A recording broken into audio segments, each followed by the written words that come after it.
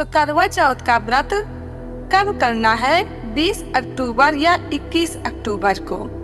और पहली बार करवा चौथ का व्रत उठा सकते हैं या नहीं, और मासिक धर्म में है तो करवा चौथ का व्रत करें या नहीं, पूजन करें कि नहीं करें, क्या करना है, और श्रृंगार का सामान कहाँ का होना चाहिए, मायके का होना चाहिए कि ससुराल का होना चाहिए, करवा कहाँ का होना चाहिए, मायके का होना चाहिए या ससुराल का, और चंद्रोदय का समय क्या रहेगा, पति पूजन कब करें, ये सभी महत्वपूर्ण जानकारी को यहाँ पर समझ लेते हैं एक करके।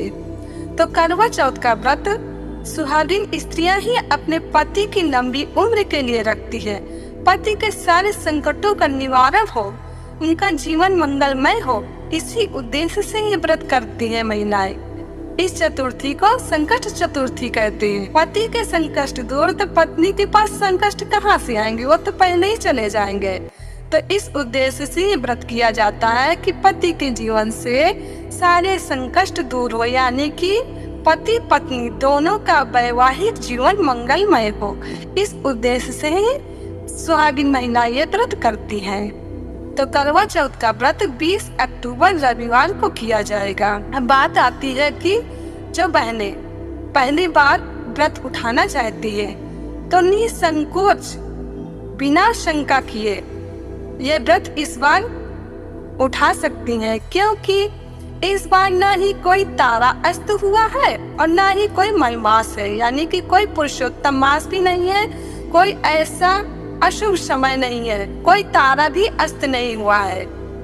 इसलिए निस्संदेह ये पहली बार व्रत उठाया जा सकता है। जिन बहनों की अभी इस वर्ष शादी हुई है वो पहली बार बिना शंका समाधान के ये व्रत उठा सकती हैं, कर सकती हैं। अब बात बता देती हूँ, जो बहनें मासिक धर्म में हैं वो व्रत कैसे करेंगी, वो सोच रही होंगी कि व्रत करें या न करें। तो जी बिल्कुल व्रत करना है आपको, क्योंकि ये व्रत पति की लंबी उम्र के लिए किया जाता है। तो आप व्रत कर सकती हैं, लेकिन पूजन नहीं करना है।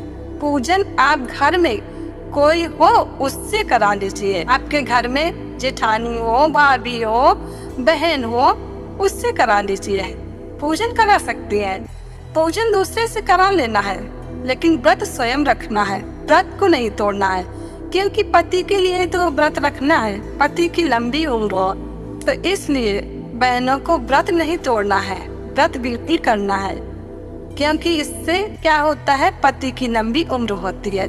पति की लंबी उम्र होगी तभी तो बहनें सौभाग्यवती होंगी। और मैं ईश्वर से ही प्रार्थना करती हूँ कि आप सदैव हमेशा सौभाग्यवती ही रहे, अपने पति के साथ ही जीवन यापन करें।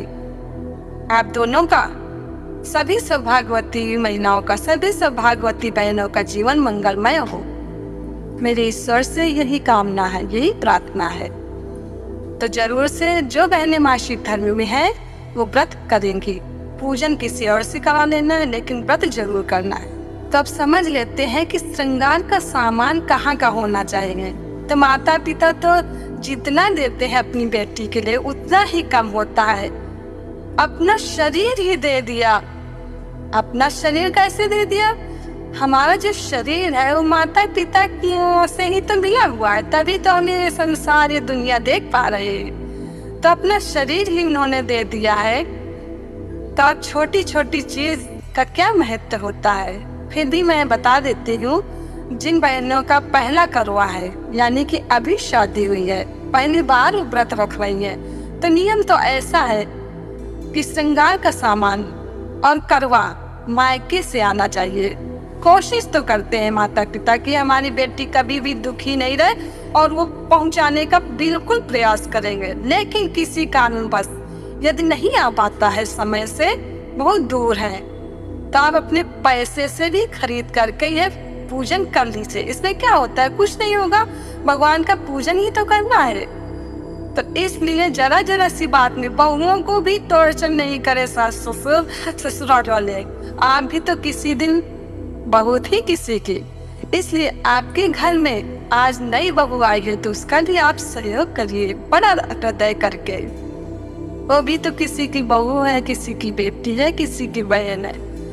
घर वाले जरूर सोचेंगे कि मैं अपनी बेटी को सामान भेजूं, लेकिन मान लीजिए किसी कारणवश परिस्थितियाँ कभी हो जाती है या दूर है, नहीं आ पा रहे हैं, इसकी वजह मैं बोल रही हूँ। बाकी तो देंगे, कोशिश करते ही है, सारे सभी के माता पिता कोशिश करते हैं कि मैं बेटी को अपनी सामान भेजूं। मान लीजिए कोई कारणवश नहीं आ पा रहे हैं, घर में कोई नहीं होता है, कभी कभी बीमार हो जाते हैं, कोई भी ऐसी परिस्थिति आके खड़ी हो जाती है, सामने नहीं आ पाता है सामान, तो ऐसी परिस्थिति में ससुराल वालों को भी सहयोग करना चाहिए। अपने पैसे से भी ये पूजन करा सकते हो सामान दिला के। तो ये भी बातें क्लियर हो गई।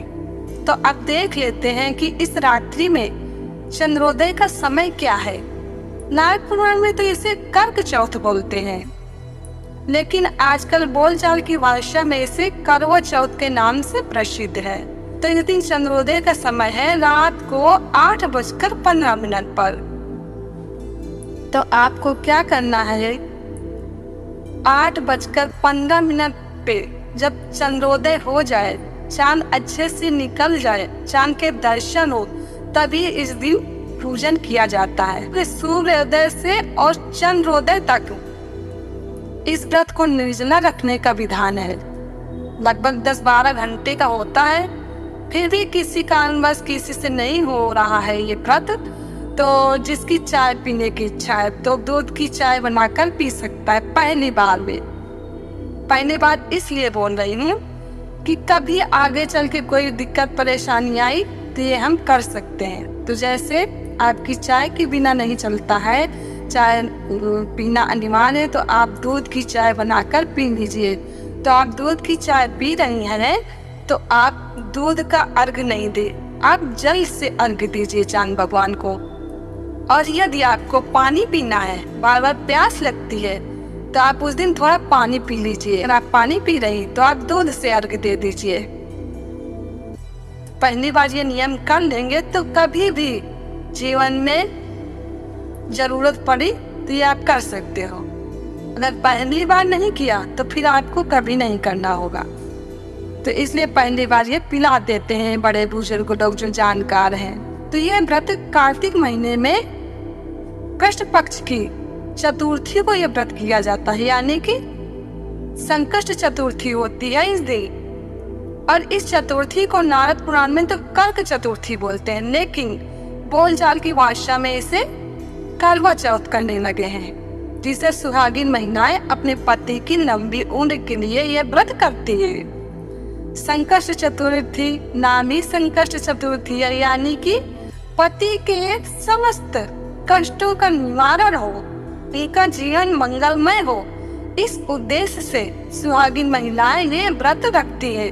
तो पति के संकष्ट दूर होंगे तो पति के पास कहाँ संकष्ट आ जाएंगे। पति के संकष्ट दूर तो पत्नी के पास तो संकष्ट बिल्कुल भी नहीं आएंगे, यानी कि दोनों लोगों का जीवन, वैवाहिक जीवन मंगलमय हो, अच्छे से पूरा जीवन यापन करें, इस उद्देश्य से ये व्रत किया जाता है। तो अब चंद्रोदय का समय देख लेते हैं। 20 अक्टूबर की रात में रविवार को 8 रात्रि में 8:15 को चंद्रोदय होगा। तो चंद्रोदय होने के बाद ही ये पूजन किया जाता है। तो इस दिन क्या करना है, चंद्र भगवान को अर्घ देते समय यदि आपने चाय पी लिया है दूध की, तो पानी से अर्घ दे दीजिए। और यदि पानी आपने पी लिया है तो आप दूध से अर्घ दे दीजिए। तो ये आपको कर लेना है पहली बार में, ताकि जीवन में कभी भी कोई ऐसी दिक्कत आए तो आप ये कर सकते हैं। क्योंकि शरीर है, कभी भी कुछ हो सकता है, कभी भी परेशानी आ सकती है, बीमारी आ सकती है, दवा खानी पड़ती है, तो प्यास लगती है, तो ऐसे में कर लेना चाहिए। ये सब शरीर होगा तभी तो हम व्रत कर पाएंगे। शरीर है, स्वस्थ है तो कोई बात नहीं, लेकिन बीमार है तो नहीं हो पाता है ना। तो इसलिए पहली बार में ऐसा कर देना चाहिए। हमने बड़े बुजुर्गों से ही सुना समझा है, बनी बनाई बात नहीं बता रही, इसलिए ये कर लेना चाहिए। तो इस दिन चंद्र भगवान को गणपति जी की भावना करके उन्हें अर्घ देना है, क्योंकि संकष्ट चतुर्थी है ना। तो संकष्ट चतुर्थी के दिन चंद्रमा में गणपति जी की भावना करके अर्घ दिया जाता है, जिससे सारे कष्टों का निवारण होता है। और जो बहने इस दिन करवा चौथ का व्रत है तो वो ऐसा ही करे। तो करवा जो है माता पार्वती जी का स्वरूप माना जाता है, इसलिए इस दिन पार्वती जी, शंकर भगवान और गणेश जी की क्यों पूजा करना है, क्योंकि इस दिन संकष्ट चतुर्थी होती है, तभी करवा चौथ होता है। उसी दिन करवा चौथ और उसी दिन संकष्ट चतुर्थी। इसलिए चंद्रमा में गणेश जी की भावना करके अर्घ्य देना है और इस मंत्र का जप करते रहना है अर्घ्य देते समय।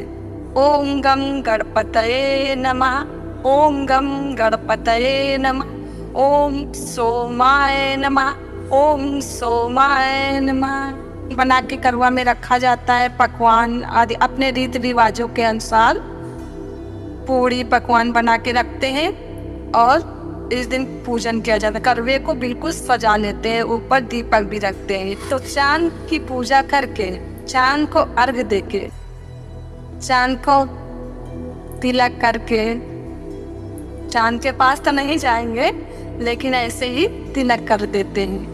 तिलक कर दिया, आरती कर दिया, फिर उसके बाद करवे से आरती कर देते हैं, करवे से ही अर्घ देते हैं, करवे से ही आरती कर देते हैं। उसके दीपक रखा होता है 5 बार 7 बार अपने घर के रीति रिवाज के अनुसार। और फिर चलनी से, जिस चलनी से हम आटा चांदते हैं, उस चलनी से चांद भगवान को देखता है। फिर उसी चलनी से अपने पतिदेव जी के दर्शन करना है, पतिदेव जी की पूजा करनी है। तो पतिदेव जी की पूजा कैसे करना है? तिलक कर दिया। तिलक क्यों करना है?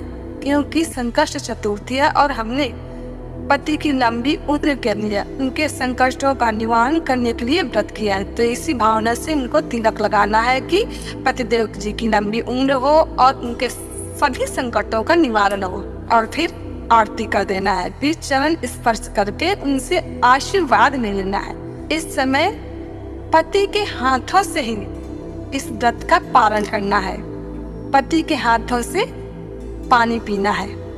अब मान लीजिए जिसके पति दूर है, दूर जॉब करते हैं, दूर रहते हैं, किसी के पति बॉर्डर में है, किसी के पति बहुत दूर रहते हैं, तो ऐसी अवस्था में क्या करना है? आजकल तो नेटवर्क का ज़माना है, तो फ़ोन में बात कर लिया और उसे आज्ञा दे के अपना आगे का प्रोसेस कर लेना है, पानी पी लेना है, भोजन कर लेना है। उनसे बात कर लिया, प्रणाम कर लिया, आज्ञा हो गई तो बस आशीर्वाद मिल गया और पानी पी सकते हैं, खाना खा सकते हैं। तो यही महत्वपूर्ण जानकारी आप लोगों को करवा चौथ की देना था। जानकारी कैसी लगी कमेंट करके जरूर बताइएगा। और सभी लोग, सभी बहनें सदैव सौभाग्यवती रहें, ईश्वर से यही कामना है। तो बस यही पे मैं अपनी वाणी को विराम देती हूँ। जय श्री कृष्ण।